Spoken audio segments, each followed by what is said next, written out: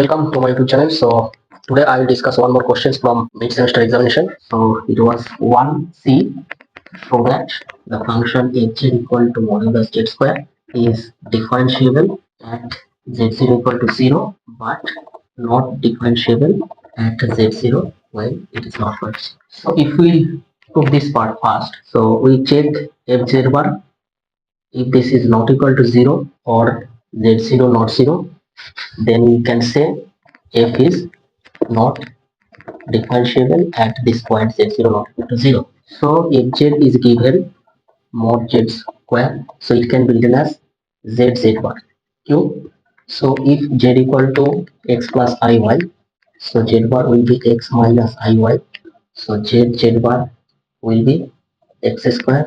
This will be uh, plus y square. Similarly, mod z equal to, so if you find mod z equal to, so this will be x square plus y square, and mod z whole square will be x square plus y square.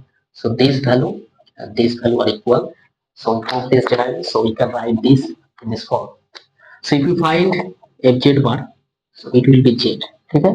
So this will, so from this we can find fz bar at z0. So this will be z0.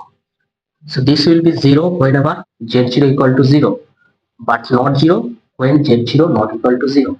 So we take this when z0 not 0, so this will be not 0.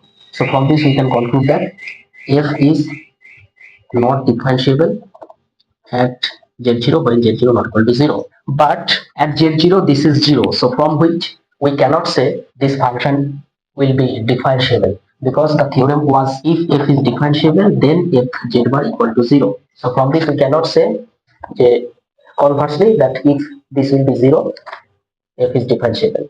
So we prove that part by definition of differentiation.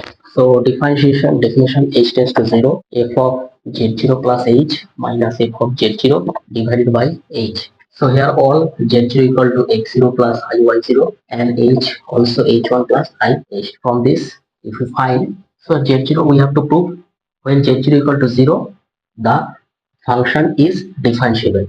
So here this will be 0. So this will be 0, this will be 0. So therefore f of h. So whenever this will be 0, so this will be 0. So f h by h, limit h tends to 0.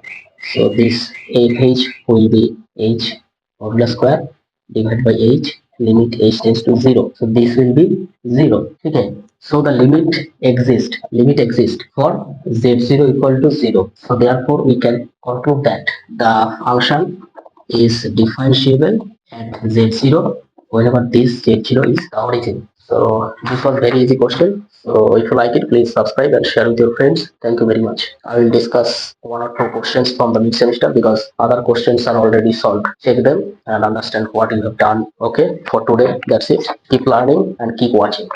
Thank you.